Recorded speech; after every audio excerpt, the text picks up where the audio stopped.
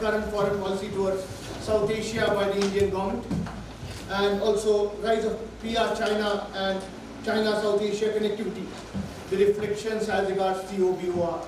Now, this panel discussion has been kept so that we can have an interaction and have discussions on the subject as regards the growing influence of China in the region and India's economical growth over the past decade.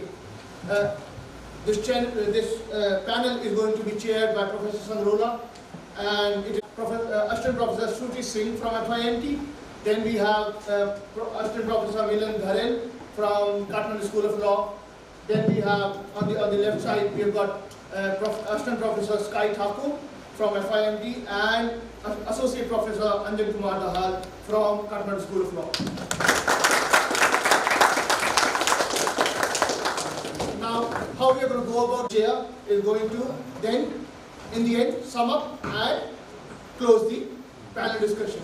I would appreciate if all of you come up with questions, discussions, arguments, and it would be a nice learning session for all of us.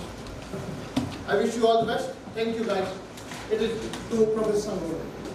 Interactions in a very simple, in a very gentle way. Since this is going to be videotaped, I would request you not to be using negative language, contentious words to any country, and it would be nice to have a very diplomatic language, because we need to respect each country and we need to respect their policies also. So questions should be very precise. As I always say, Nepalese and Indian have a culture of explaining 10 minutes and asking the question. Chinese will ask question, Korean will ask question, and it will be very nice to answer. But what is the Indian, Nepalese and Bengali culture is like, first give your opinion and ask the question, and try to conform to your explanation. So questions should be very precise. So 7 minutes, Mr. Milan, Assistant Professor from the School of Law, will be speaking to you, and then after that we will be happy to speak. Okay, let me then Anjan, and then two ladies. Okay. Few years. Sunil, I think I will go over there. It's better. It's better you go there. It's better. Alliances. And I feel sometimes that we are in a moment that we're trying to build out external allies so that we can better prepare to counter another oppositional forces in the world politics forum. In that sense, the South Asian politics is no more different than competing and racing for building alliances and making your own enemies. And importantly, we need to understand that we are with two big powers, India and China at the moment, who are competing in the world politics to establish themselves as an influential and strategic partner, collaborator, or in another language, to be straightforward and very blunt, to be the political contractor of these Asian spheres of the world. So, in this pretext, if we see the One Belt, One Road idea, we need to consider both all three aspects, the historical, the economic, and the political aspects of the One Belt, One Road concept. When we say historical, as Chinese themselves has claimed, it's a Silk Road revival. Well, why Silk Road revival at this time? It's a big concern. If you recall back 2,000 years, it was the time when the Chinese trade lanes were influential in the global economy. And the Silk Road was one of the most influential trade routes, when the Westerns were not very much influential. And the good thing is that India was also a very much integral part, and the trade point of that Silk Road. Second important thing is the economy. If you see from the First World War, the freedom of sea and the freedom of sea route has been proclaimed by the Western forces a lot, quite often. Why? Because the sea route was the most efficient trade route and safest trade route for that. But in last few years, we find the sea route is the most risky, controversial, and strategic issues, particularly with the conflict over South China Sea and the instability in Asia-Pacific region, and particularly the Pacific Ocean. Will integrate Afro-Asian economy. The strategic economic reason is that. Further, if you see the recent proclaim by the US President Trump, who has, in a very radical, populist, nationalist notion, has claimed that they will increase the taxations and other tariffs to the plants and industries which has been invested either by the foreigners or has planted in another foreign land. So in that sense, the Asians and the Africans had a good chance to demonstrate that they are the biggest market and they are the biggest producer themselves. And this One Belt One Road could be an opportunity for that. And of course, with the economy, it is definitely geopolitical. Economy is not just for increasing prosperity and increasing your dollar reserve or something else. Ultimately, the goal is increasing your political power and influencing the global politics. So if we see the Chinese perspective, we can see these few reasons in terms of the current Asian international relation dimensions from where the ASEAN itself can be benefited. For example, we can take this opportunity to reinvent our Asian assets. As at the moment, most of the Indian investments, the Asian simple investments are to the Western industries or Western banks. Maybe the One Belt One Road could be an opportunity to return those money and to start integrating our economy and creating our reinvestment fund. We can create our Asian economic identity.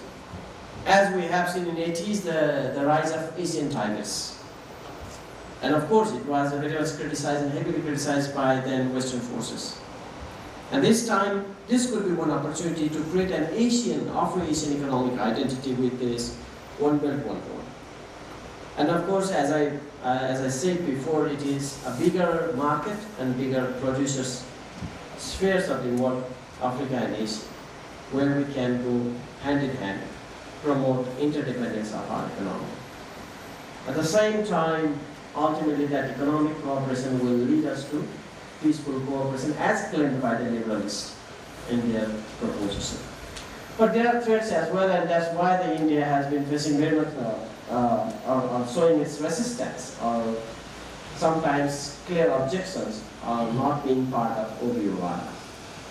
And that's the power politics between two bigger power in Asian economy, that's China and India. And one of the major things is that whether this OBOR would be a common framework for the Asian economy, a common framework for the Asian politics, with equal identity and sovereignty of the nation, or it will just pave the way that has spared us most is the Chinese economic hegemony, alternative to the US or the Western economic hegemony.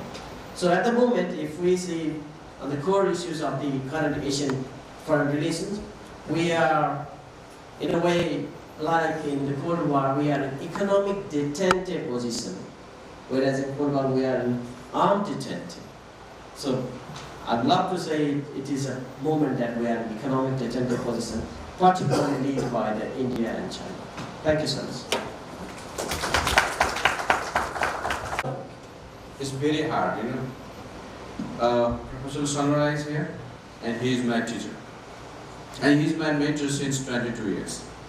So it's very hard to, in front of him, I'm here to present a controversial topic, really controversial, in the context of South Asia.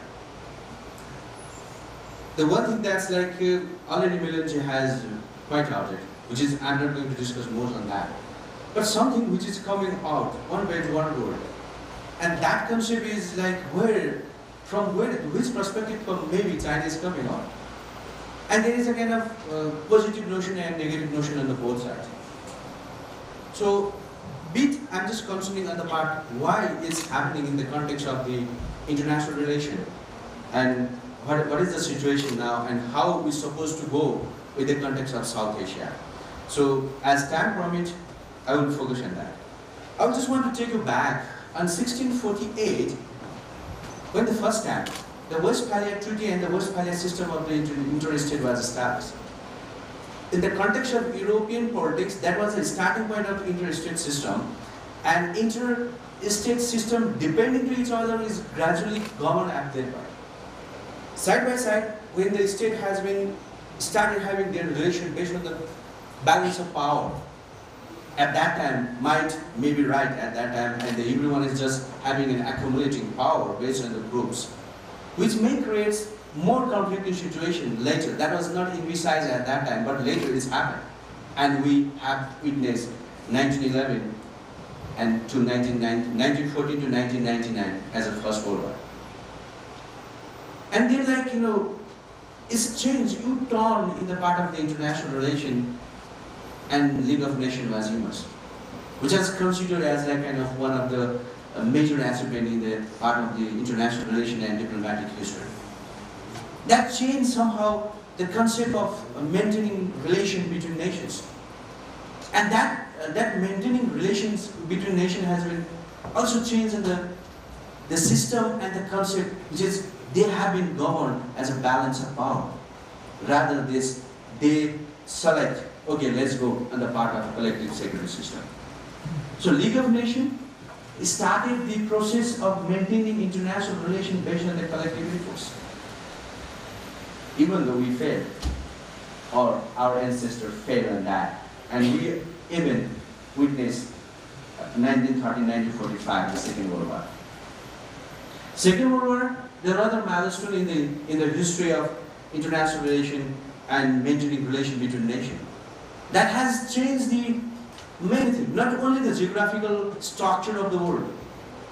Geographically, that changed many nations. Colony become free, independent, etc. etc. But the thing is people and the nation, one thing they learn by two big wars. Okay, now we need to cooperate. But meanwhile, as Milanji pointed, the power consultation or power kind of struggle was started, not as a hot war, but as a cold war, which is become a kind of problematic later, and that problematic situation continued after 1990. So, scholar has been saying that after 1990 only the real cooperation has been started. Not in the part of okay, which belongs to which group and okay, this belongs to that block or this block. That period, after that, we can see 1990 after how the world had been changing. As his presentation before, Professor Sonal also pointing out. 1997, after 1997, how we changed, how India, South Asian context has been changed, economically. Not only economically, but on the other way also, how we have been achieving, that we have witnessed also. So if you see in this scenario, I'm just giving this scenario, how we have been changing.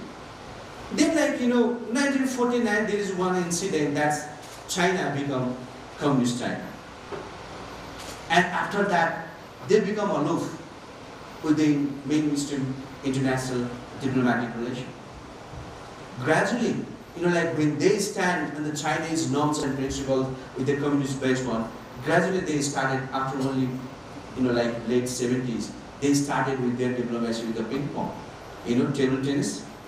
So they call they have been sending the instructor, and many countries established a relation back, and then started, they say it's a ping pong diplomacy. That at that time, China was not in that position as big China, economic viable and strong China has today. So they have a different way to establish a relationship. And I consider that is a point when China has envisaged, okay, we are going on that time. We are going in this way. And that is we are now can see the product, one belt, one road. That is a kind of starting point. Even very beginning, China has planned very well to go in the path. One interesting fact is, seems like when you talk about the China and South Asia, out of South Asian SAARC country, if you go that the many nations like 5 out of 5, like Afghanistan, Pakistan, India, Nepal, and Bhutan, directly connected with China, border-wise. And then 3 countries, Bangladesh, Sri Lanka, and Maldives, obviously linked with sea. The sea route that they have linked. So South Asian context and one belt, one road.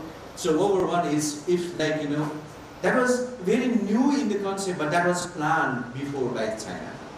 The only if you see the perspective, like when Chinese president visiting Kazakhstan and Indonesia in 2013, at that time he emphasized and said that okay, we are in position to somehow start again the Silk Road connection, the economic belt again. That's a 2013 only. And recently, if you see, that is very recently, they did the conference over International Cooperation Forum that was on May 14 to 15, 2017. They did that. And many nations, big nations, including Russia and every other nation has participated, who is now considered as an economic viable. So, that is one forum that China wants to establish. It's not just a kind of the historical Silk Road connection, but they are also talking about the maritime connection, sea link and road link. They are also talking about the Iron Silk Road that is linked with the railways. And even though that is not a new thing, if you see like the facts and figure that says like that was at the beginning. If you see around 1994, China has already got the connection direct way to the Europe, Amsterdam, and we know that recently they also joined London by rail link. So this changing on the aspect of China is not really it's an economic one, or it's just like a kind of who is going to have the benefit of that aspect? Is it only on China? That is a big concern. So how we can link with the Chinese over strategy, or we can say one belt, one road strategy, and can we get the benefit of that as a South Asian context? That we need to take kind of consideration now. China is spending $1 billion and billion of the money on that part. So one thing is still coming on the part. So this is maybe a design. As Indian context, what we have been saying that, and Indian diplomats is saying that, oh, this is a kind of maybe a one aspect of creating a link, rather economic, more studying with the military perspective. China also having like different forum like China-Pakistan Economic Corridor that we know. These are the forum that has been used. China have a different forum with the Bangladesh. Obviously, China have different forum with Nepal. So this kind of situation is creating a kind of impact, a vibrant situation in the economic way. One threat that has been coming with them over also, that was need to be handled by the South Asian context if we are joining. Nepal already joined that, but we need to be very cautious on the part that we are not going to trap on the debt that's maybe like Sri Lankan situation and other kind of. So I will be happy to discuss more with them. Thank you. Will be regarding the foreign policy of India with the Southeast nations. I want to focus on this point mainly because whenever we talk about this, since discussion, I have seen the focus of areas regarding China's policy with the OBOR. But what is India's take regarding the various aspects that should also come into the picture?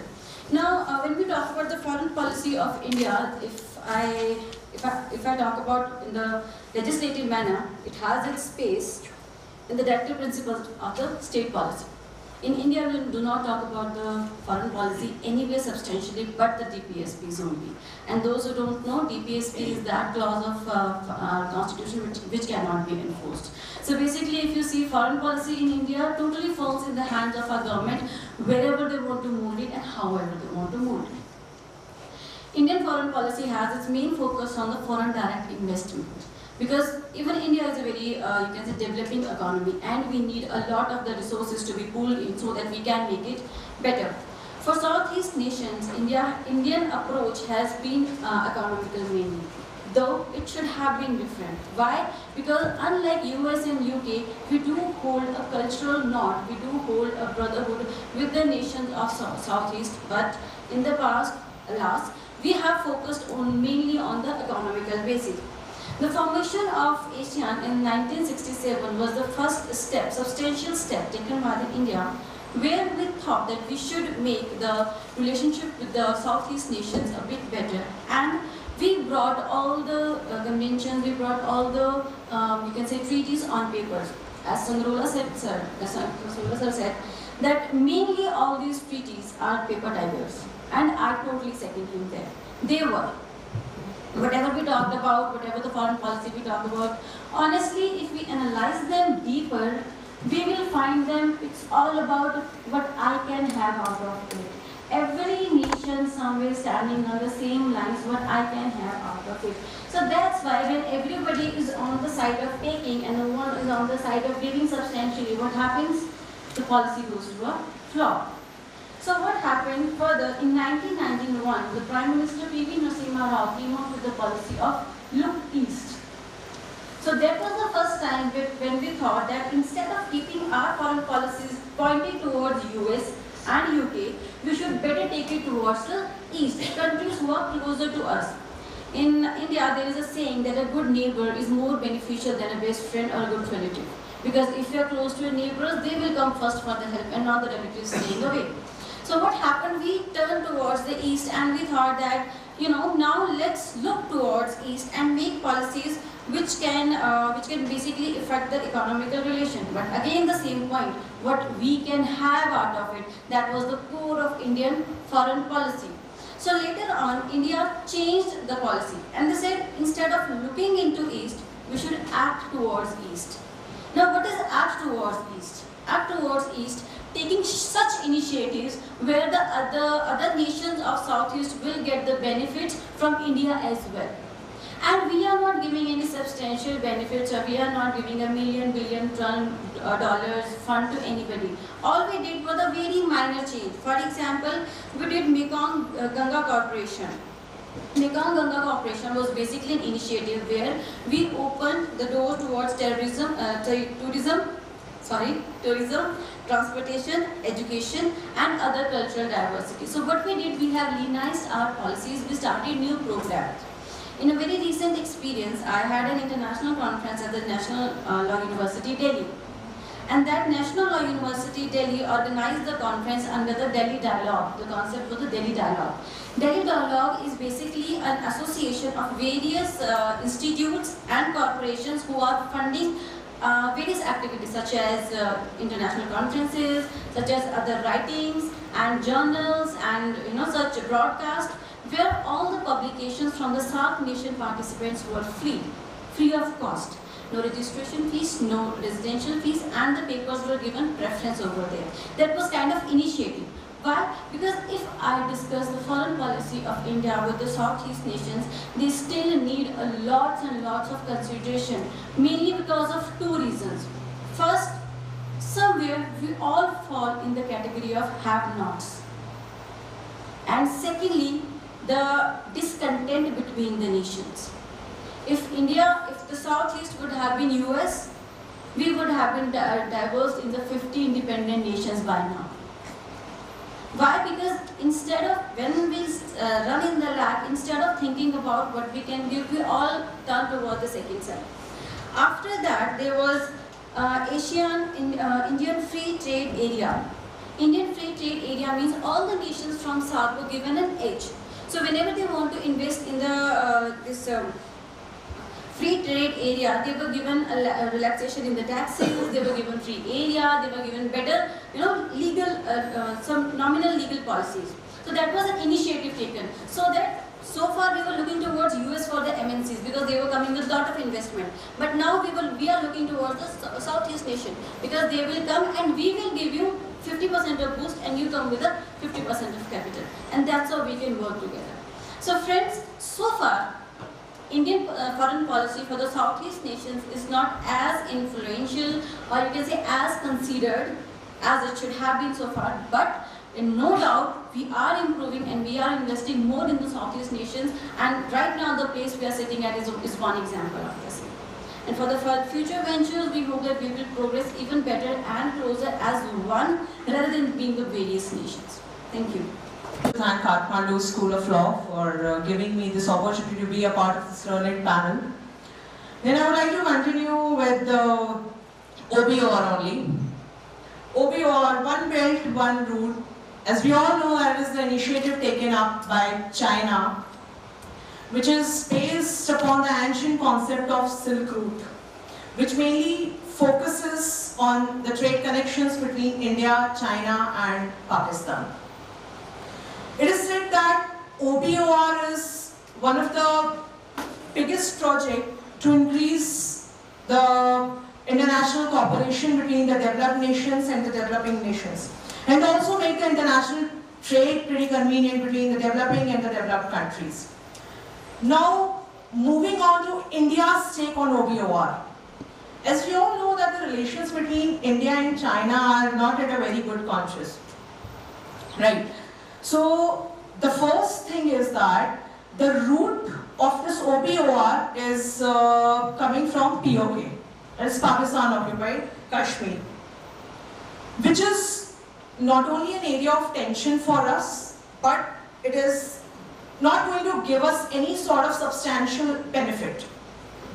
Then next thing is that India and China, obviously they don't stand at a very peaceful footing, so if we analyze this thing on a very deeper lines, then it won't be wrong to say that we are almost on the verge of Cold War.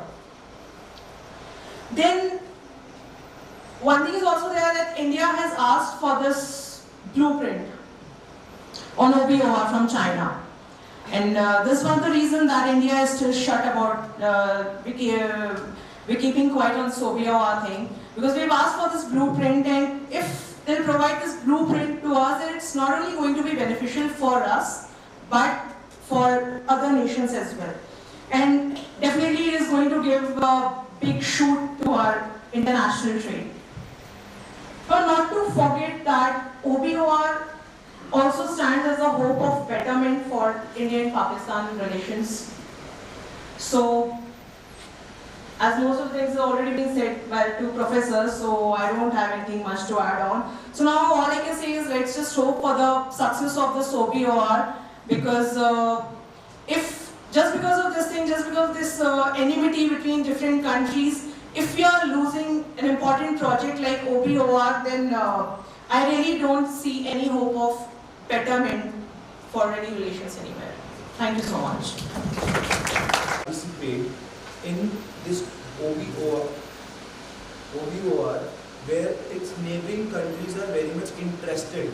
Then India, then Nepal. Basically, he was referring to Nepal. Then Nepal would have got a chance to, or a cause to complain. This was his statement. So, what according to you is he saying to us that if we don't participate in this OBOR, then Nepal will get a cause to complain, because this is actually forcing India to either join it or feel excluded. So I wanted you to please show your views over this. Like this statement have already somewhere have given us a doubt for not joining. Who you are directing these questions to? Lakshya. SAARC was established in 1985 with the primary objective of to promote the welfare of the people of South Asia and to improve their quality of life. So my question is that, has SAARC able to achieve their objective till the time now?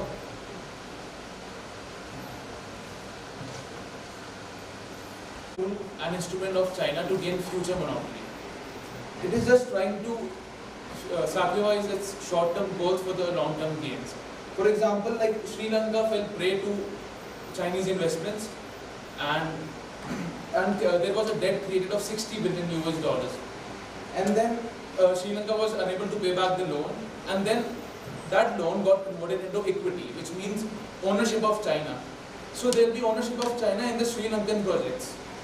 Or is China that foolish that it will try to work as an NGO? And why not will it, if it is the major investor, try to dominate all of us? It is just an instrument of future monopoly. Yeah, let's give. There's some sort of fear, and the South Asian politics is currently grabbed in mistrust geopolitics, and that's one of the major factors. Which the constructivist often says that there is nothing enmity or nothing friendly. It's all constructed, and that constructed mindset since the 1962 war, or since the 1950s treaty between Nepal and India, India-China 1962, India-Pakistan 1947, this kind of mistrust geopolitics is creating us a gamut of fear where we are not able enough to be confident and address these things.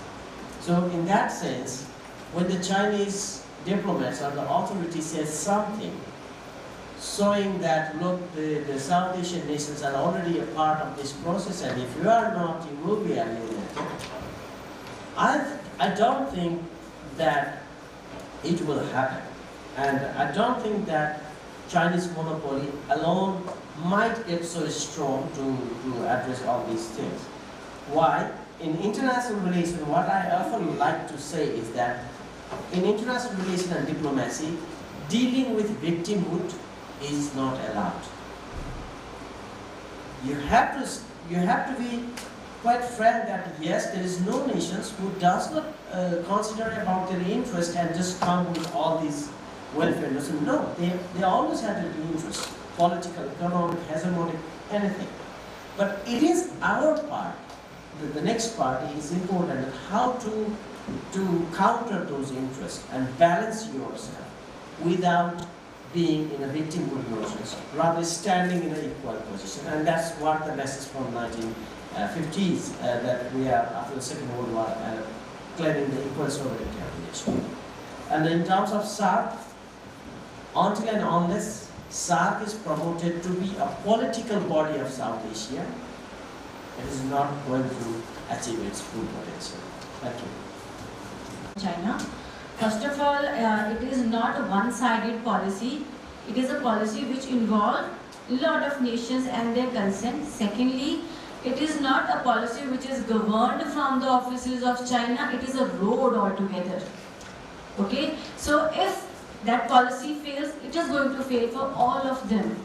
China is definitely not acting as an NGO to promote the international trade. But if you look at the condition of China, even they need a proper effective measure to have the trade more convenient for them and the other nations, obviously. See, it is not like sea, it is not like air, it is earth. So on earth, you need to stretch a geographical line in order to make things proper, right? So that's why China is not at all acting like an NGO, and it will never be a monopoly of China for sure.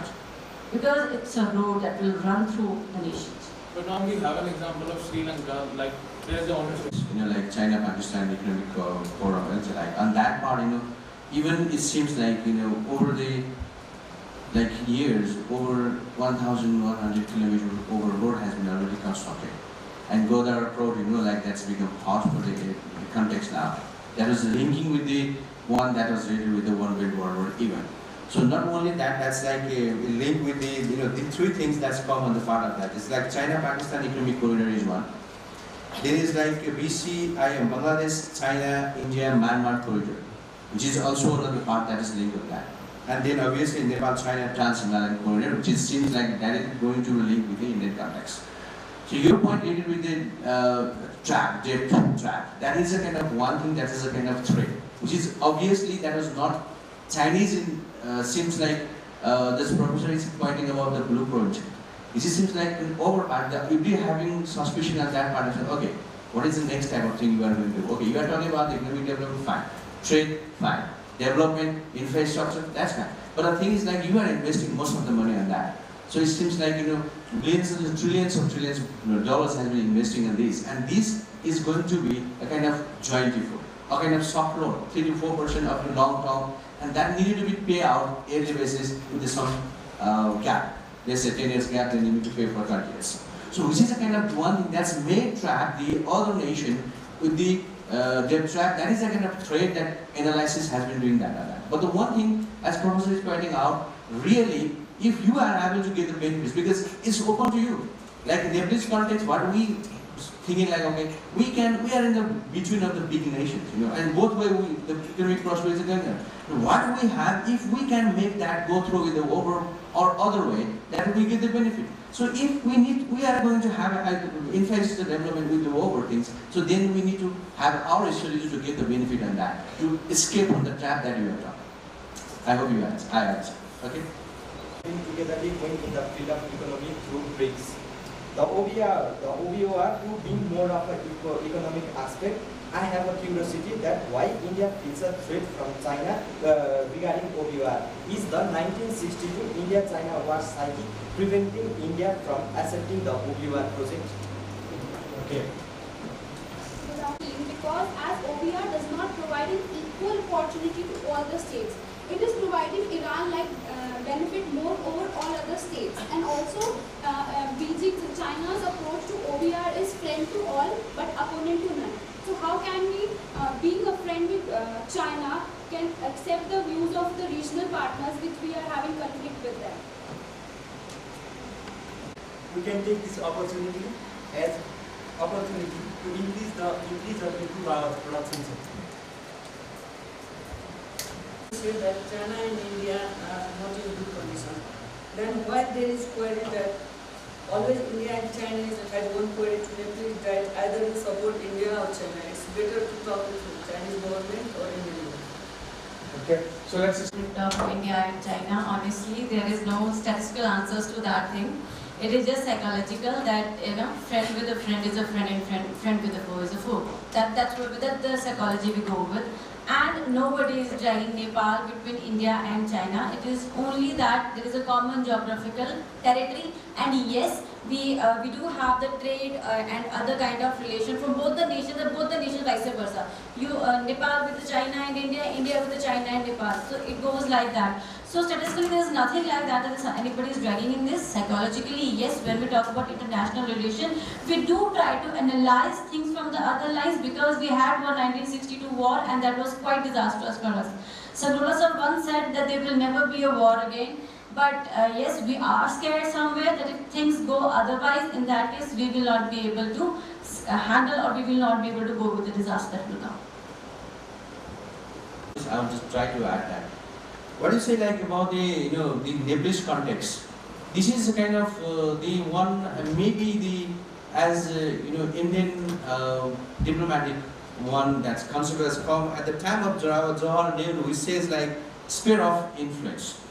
And this Indian context like Bhutan, Nepal, that does like they want to have a sphere, because up to the Himalayan they want to have a kind of friendly government and a sphere within the sphere is influence one.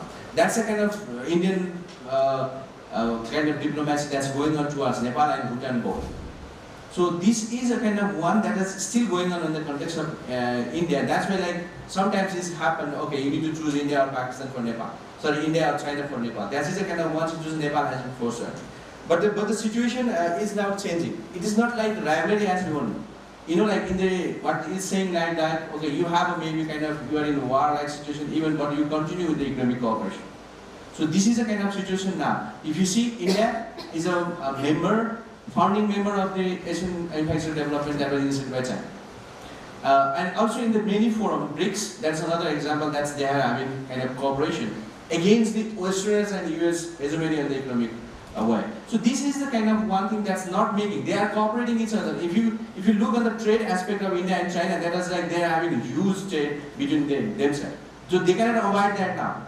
So this is not they are having because I'm not bit kind of not agreeing with that. They have a controversy. Yes, they have some controversy in the matter of this border link and other things and other aspects related with the relation between China and Pakistan and India and Pakistan. Maybe that was somehow political issues are there, but economically, if you see, there are many forums they are saying together. This is one effort. Okay, about the success of the OBOR, like this is kind of one also kind of tactfully China has been saying it like, okay, it's for all. and anyone can join. And they have been like saying like if by sea and by road, by Iron Silk Road with the railways, they are trying to join around 100 countries together. So it's not only the countries that's like joining China with the South Asia through like Central Asia to the West. It is more than that. So that is like before what China has been planning, because if you see in the history, the economic power as China only at the beginning, like the 70s or something like that. Later it's changed and the Westerners get that person. So China is now as an emerging one, and they prove that okay, they are a player in the economic now. So this is one aspect they are going to change. But as some aspect with the bilaterally, maybe they might have some problem with other. India has some problem with other. So this, how the China is going to address that was not seen in transparent way. And that way somewhere the question arises. That I agree with you. But this is also somehow mostly in the aspect of like in the perspective if you see the joining country, rather Chinese context more. So how you deal on that? Because Chinese are not making any kind of terms and other things on the part of OBOR to join. Okay, you need to do this, this and this other thing. They have some sympathy, you need to go on, and if you can make that in your benefit, then always you get the benefit. That is enough. Thank you. Okay, Naman, one question to the entire panel and one specific question to Anjum Kumar. So my first question is, the OBOR, as far as Indian context is gone, and this is not a hidden fact that there is a very grave, a very bad relation between India and Pakistan. So can't China change if China has a bona fide intention, can't China change the route rather than going from the Pakistan occupied Kashmir from the main core of Indian states, be it any state? And secondly, I just want to ask sir, in BRICS that China do not interfere in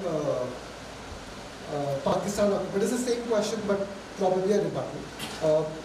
In Pakistan occupied Kashmir. So with this, and Indian, and if I go into interpretation, it is just that they want to remove India and make India as an opponent rather than being a friend. Because if this road goes from mainstream India, I don't feel any Indian would be rejecting this. But because it is going from the Pakistan occupied Kashmir, that is our major contention, because terrorists can come easily. So this is the question. That India is fearful of the war with China. To be honest, let me be very frank here. The irony is that India does not fear China as regards the war. One. Second, the only issue we really need to understand as regards the geopolitical situation is the problem between the two countries are two. One being Dalai Lama and the second being only Pakistan. There is no third issue between the two countries. They have never had any other problems. And even you can see from China's response this time that they knew India is very, very critical of the fact that they are drawing the line through the Pakistan occupied Kashmir. China even gave India an option that they are ready to change the name of the Chinese Pakistani corridor in Kashmir. See, that's an issue in question, which can always be debated. One. Second, India also does vice versa. The moment we said Dalai Lama was given permission to go to Arunachal Pradesh, China responded the same day by changing 5 names of the villages around Arunachal Pradesh. So what China does with us, with Pakistan, we do with Dalai Lama with China. So there's a kind of a back and forth between the two countries. Everybody has to understand this aspect that economically the two countries have a huge trade business. We both are dependent on each other as regards trade, and we can see from the response of China over the last 1 year that they are more and more interested to kind of please India in the sense that they want India to be part of it because they understand the Indian importance of being part of OBOR. So we have to see the perspective in all to be able to realize that how we can deal with the issue more deeply. By just an introduction and is between the India-Pakistan, the tension, but still the tolerance. Nobody is taking the step ahead for the war because we know that once a war triggered now, that will be the last war ever. That is the thing. And yes, China and India, recently when the PM Modi came on the throne, China was the first one to invest in India when he came there. So yes, you are very right that now we are more interested in the economical ties rather than being involved in petty issues like that. Not only just like she and the big SPARC, we have SARC, we have BIMSTEC. And rather than like, there is another forum that has been operating as a soft region that since 1997 is called Bangladesh, Bhutan, India, Nepal. So what Ravi has just pointed out like that, the point, yes, obviously in the part of the BRICS, China is not so influential in the context. But the matter related with the connection of the roads from the Pakistan occupied Kashmir area. But there is also a kind of another road that has been considering by the Chinese, and they are saying that like, there is options like, so they are flexible on that point, like they are making kind of void content. It's not like a state going on for whatever like that. That's why they said like, Bangladesh, China, India, Myanmar corridor as well, which is not directly linked with the Pakistan, but that was made linked later on that. So basically, the Silk Road concept that was like, the 2000-year-old, that was go with the many nations in a different way. That's covered from Nepal, but not only Nepal, that was go to the other side of the Chinese context also. So they want to revive that all together. So there is like, if you want to choose some aspect, that's why time and again I'm saying that there is always in position to make, okay, these are my points. If you want to add me in the OBOR, okay, I'm ready, but you can push your points also. So India need to come on that point. That's my point. China is introducing OBOR concept, and Russia has also planned about the Eurasia something type concept. So it is being linked with sea roads, and China OBR is linked with railway. So which is more beneficial for Nepal? Is it Eurasia or OBOR? Positive role in OBOR, and the second question is directed towards Professor Yuvraj Sandrola as to what kind of role other countries in Southeast Asian region except India and China can play in order to sustain and develop Southeastern Asian scenario as being one of the best regional mechanisms. Now the concept of OBOR is just a proposal, but if it gets operated in coming days, I think it not only enhances the connectivity and relation between South Indian countries, but it also promotes migration rate either inside the countries or in between the countries. But high migration rate of citizens in within the countries or in between the different countries can lead a great problem to a small country like Nepal, like scarcity of own identity and values. So my question is, what are those measures or steps that we could take forward to solve the problem like this? Specific about some specific issues of OBR is fine. But what do you think about the market that India can get from this project?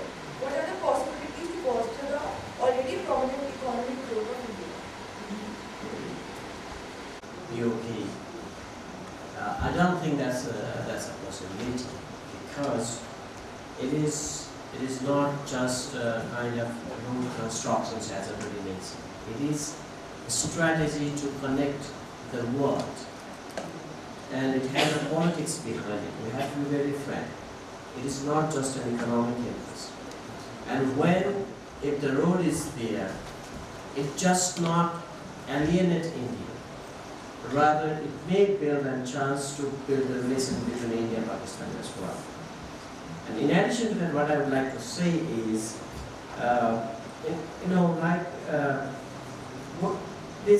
if you see in Indo-centric South Asia, historically we have found that India is very much obsessed with minus Pakistan concept. You can see BRICS, BIMSTEC, any other region except SARC. Why SARC is not being successful is it has plus Pakistan. All other networks and agencies or associations which is minus Pakistan has boomed away, despite of being late emergence. So let's not reinforce the concept of minus or alienating any nations.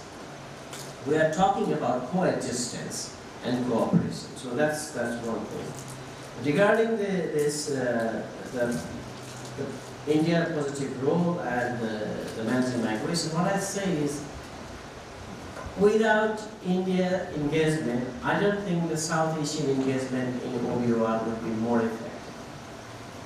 It is another fact that the South Asia is Indo-centric, no matter what the differences we have, or what are the disputes we have. So India's engagement is very strategic and a significant engagement. That's why China is trying to please India. When India engages, the South Asia engages. That's true. We have to agree on that. Of course, there are 7 different nations, but we need to understand that. So if India can be the lead of these South Asian nations, trying to negotiate the South Asian interest, not Indian interest alone, the South Asian interest, in competition with China, then it will be a much better way and it will get more favorable position from all South Asian nations. And that is what we expect from India in terms of being the bigger nations and strategic nations. Considering the migration thing, I would like to say that we need to come out from the Westphalian homogenic nation-state notions. Now the modern states are more diverse and more welcoming, and it is not kind of alienating or aliens and nationality type of concept. So we need to come out from that rigid identity, but we also need to be careful that how to create a new modern identity where the diverse cultural identity can be accommodated and more peaceful cooperation can be established. I don't think so regarding the concept of POK we are on the same page. Well, if I have to tell you what is POK in a very small word, it is the mini Afghanistan of India. One state of India is divided in 3 parts, Jammu, Kashmir and then Pakistan occupied Kashmir, and that area is making best of our investment in army. Every day we are having some sort of, every day some bombardments, every day some sort of shooting is there. This is the most, you can say, disturbed area of India. And if a road is being constructed from there, first of all, construction of road will be a big challenge, and then protection of that road will be a bigger challenge.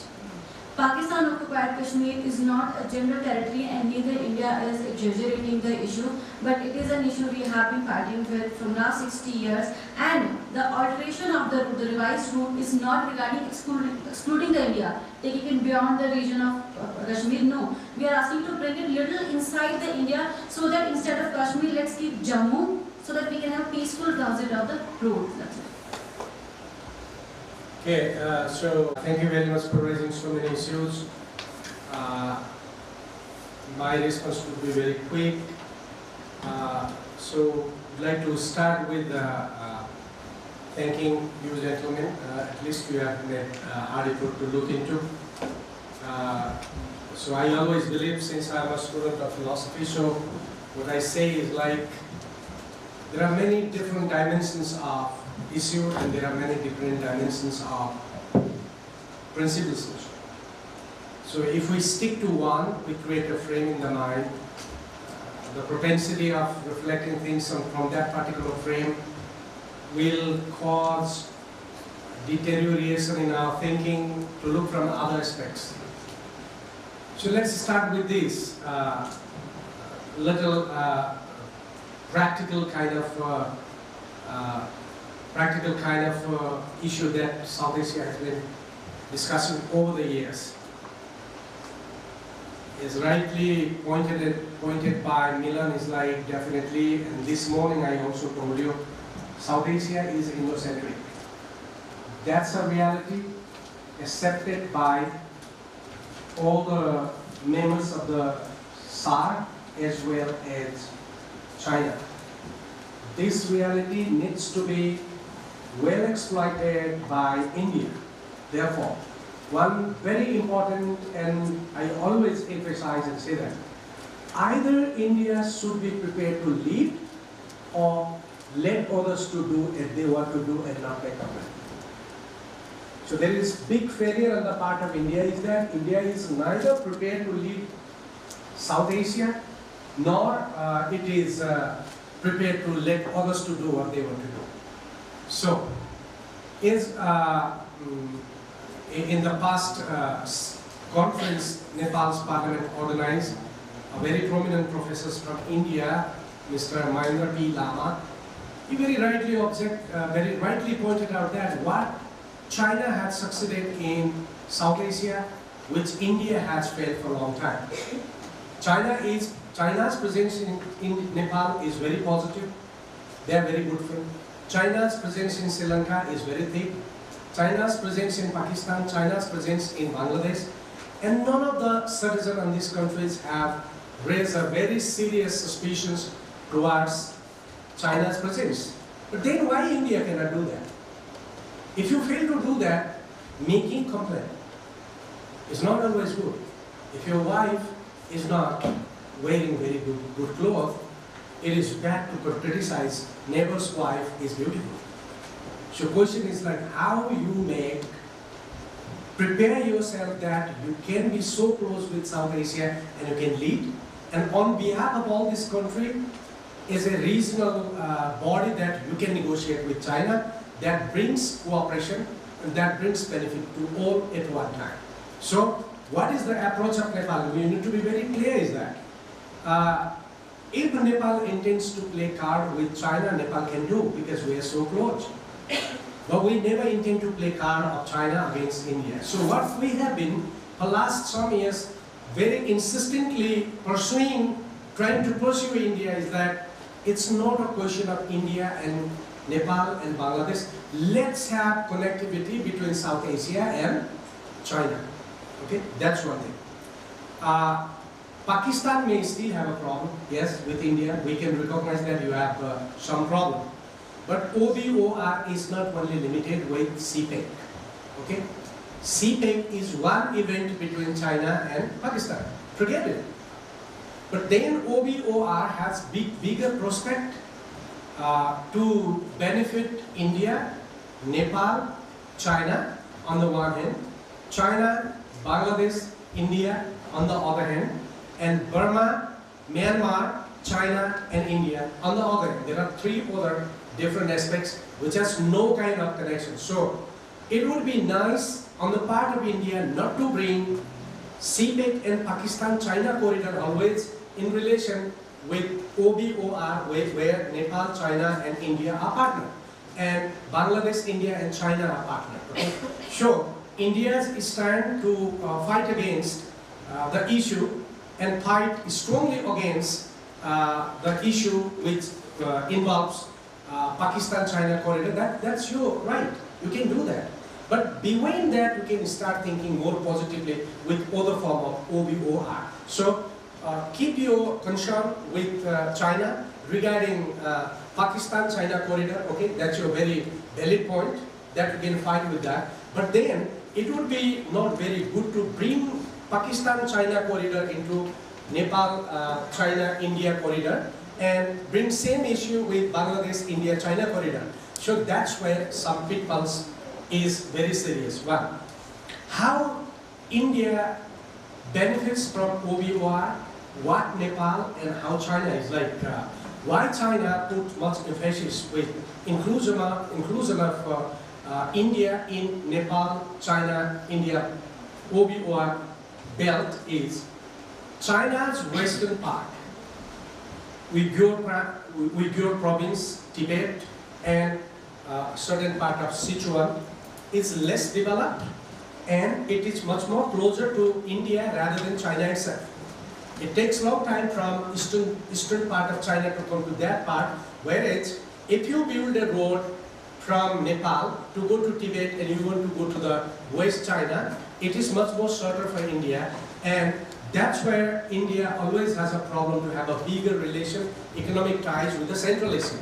So OBOR between China, India and Nepal will open a road for India to more invest and do business and trade in in West China, and using the very nice road network and rail network to go to Central Asia for the trade, where India can do a better business. So that's one beautiful thing that I have seen. So what is the benefit for China for that? Means, I always talk with Chinese and even sometimes Pakistani and Indian, is like, if you allow Nepal as a transit country from Tibet and let China to do business through North Bengal from West Bengal, Bihar, and you let China to go to Calcutta, why China will be emphasizing Guadalajara? So you don't let Calcutta, you don't let Chittagong to use, and then you also object Guadalajara, there is some problem. So the best way for China and India, what I think is like, the best relation can be created is like, if China and India can connect through Nepal, then China can go to Bay of Bengal, whereas India can go to Central Asia using the base services. So that's how, therefore, I say it is not very much always useful to talk about CPEC always in this part, where Indian diplomacy is absolutely failing in this, and that's how India is being left out from OBOR, and Nepal cannot simply stay back because India does not like, we cannot say that we want to remain poor. We also have a zeal to be rich, and we also want to have a kind of economic development. One thing. The equally important issue is also that what benefits Nepal by OBOR is a small country. It's 150 kilometers wide, and then we have a long stretch. So China can cross Nepal in 2 hours in a beautiful, highly developed rail and motor services. So what is the part of India which is most underdeveloped even today? Bihar and Uttar Pradesh. But which part of India has the biggest population? Again, this one. Okay. So Chinese investment may be concentrated in Uttar Pradesh and Bihar if this route is created. If this route is not created, China still has a big investment in India. But where does the investment of China go? Goes to Bangalore, goes to Maharashtra, goes to some other already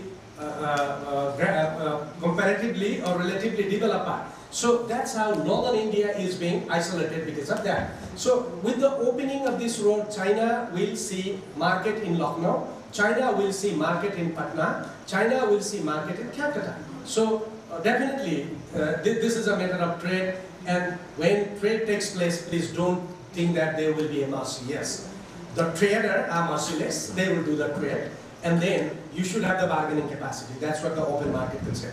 So what Nepal will benefit out of it is that if this Nepal becomes a transit between these two countries, like they will be doing business, so we will have a very flourished transportation industry in Nepal because we will be transporting their goods to border.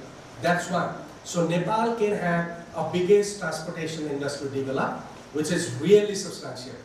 Once the transportation companies will come, we will invite a lot of insurance company, and then who benefits from that? Because we don't have the insurance company. I think over 20 insurance companies from India can come and work in Nepal, so it's a benefit for you. China also has less developed insurance companies because they are state system. So the third important thing is that when we will have this transportation open, what we will have, the benefit is like the freight clearance, like we have to clear the freight, the goods in China border, and we have to clear it. So probably how many lawyers from India will be stationed in Rockshall that time, you can imagine. At least 10,000 lawyers will be working. So this volume of work will be there. So that's one. So these service sectors are a benefit. What another benefit is like, because of the congestion of Calcutta, it's so congestion takes time. So using Tibet's and Western China's best network, at least 25% of our trade can flourish to China, and we, like India, can use Central Asia as our another venture for the trade development, and then Nepal can have a better economic option. So that's how, if this OBOR works, it automatically brings at least 30% trade in South Asia.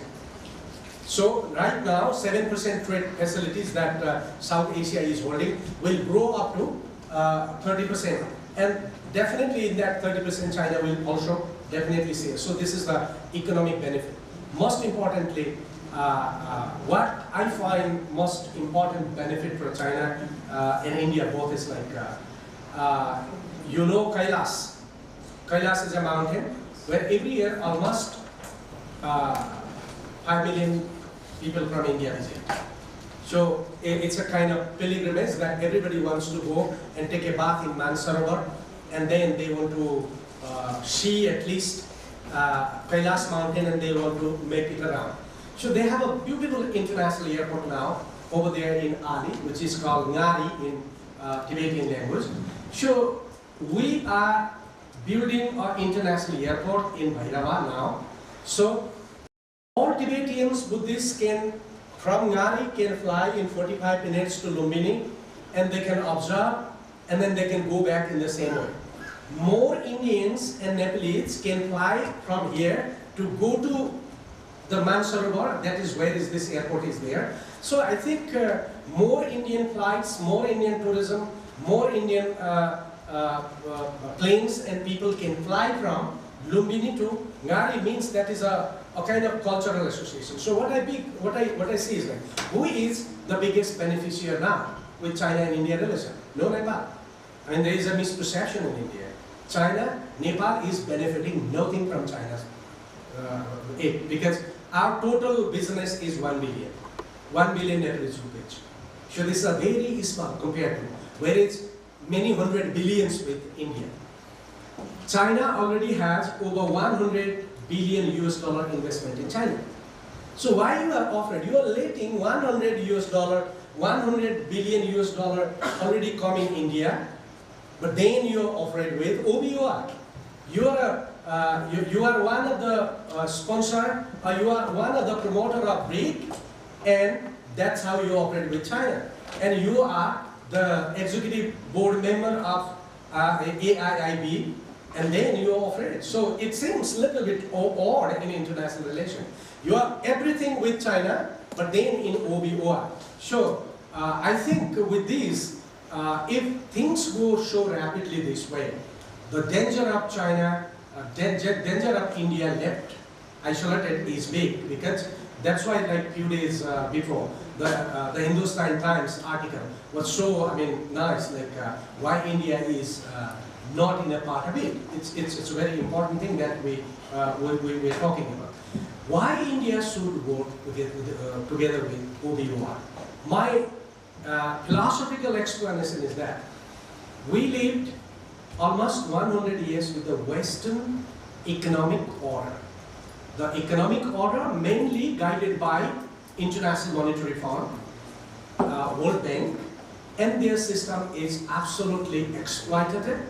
They did not address a single problem of poverty in Africa, Asia, and Latin America. But they become too rich because of this heavy interest-based expenditure and the investment of World Bank and International Monetary Fund. Let me give you one example.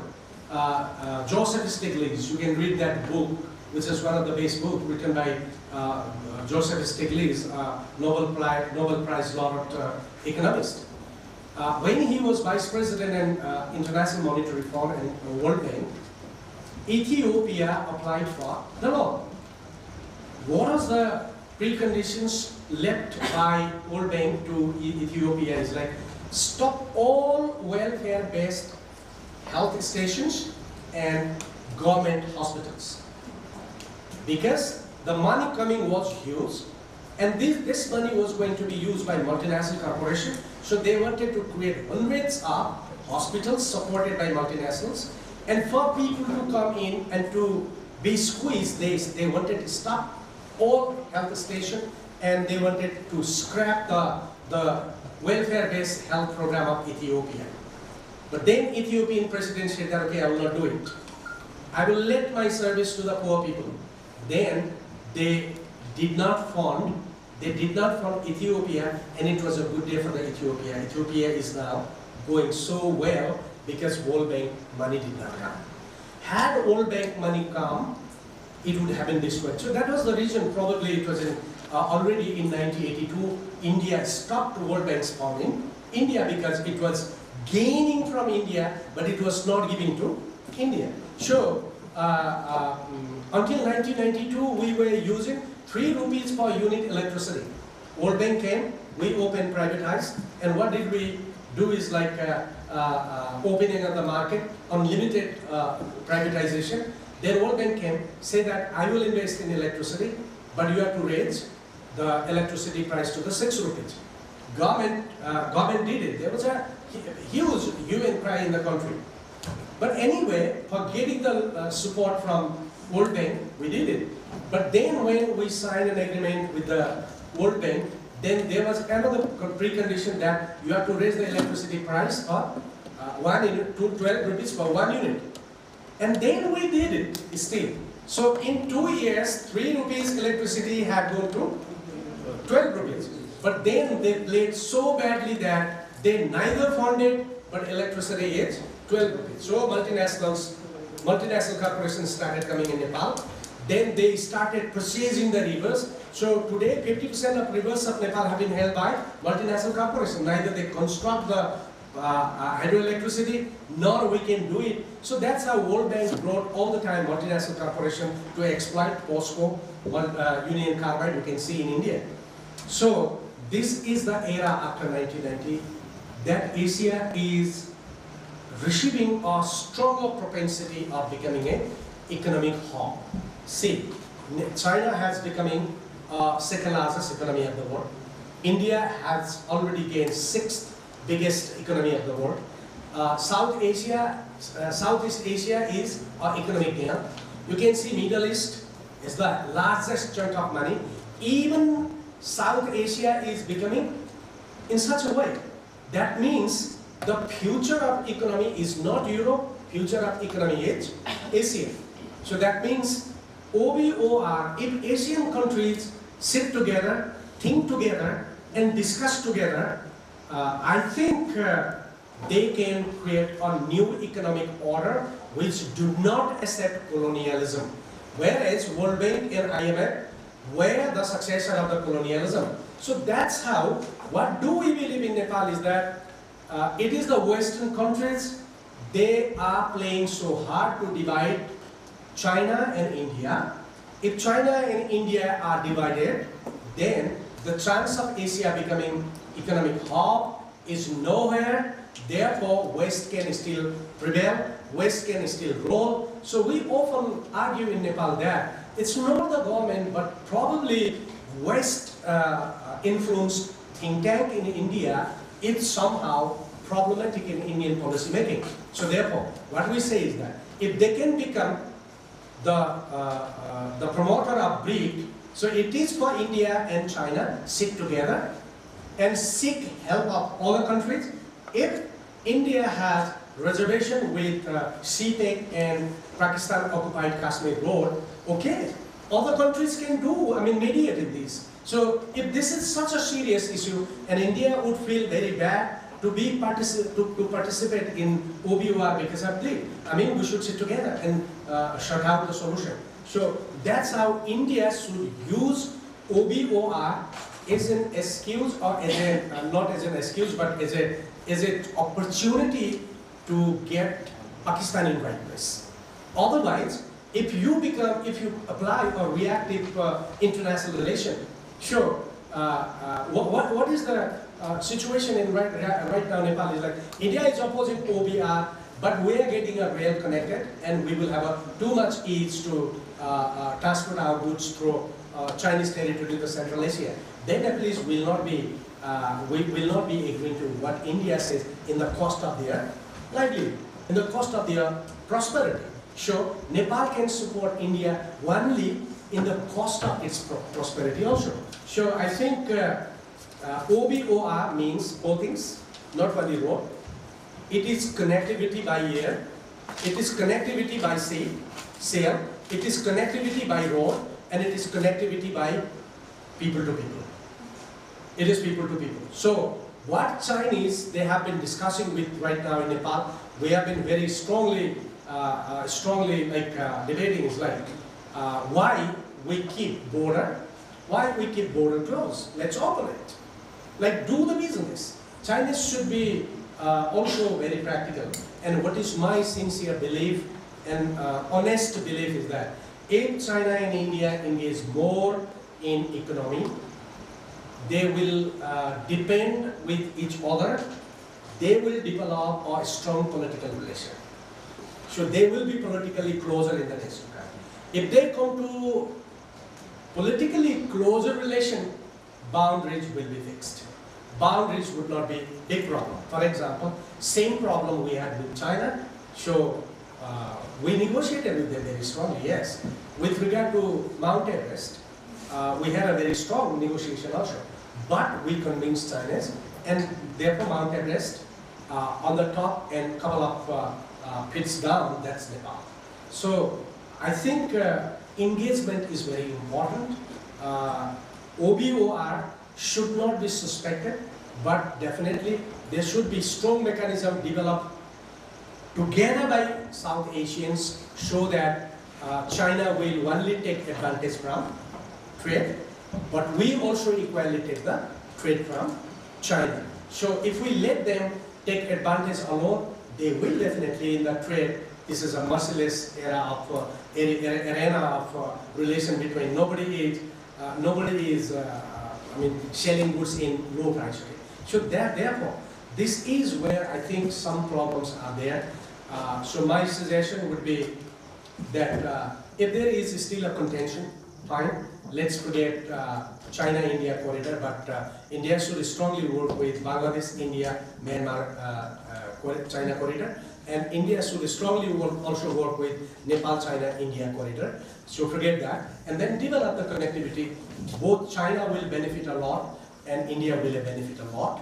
I think with the Nepal corridor, what probably India gain is larger what than China does. Because China's interest is much more transportation to Calcutta and then Arab, whereas India can do huge investment and huge trade in West China, because goods coming from China are very expensive over there. Because India is much more closer to Eastern China, therefore Tibet and Uyghur provinces will be much more good for investment to India. That's what we see.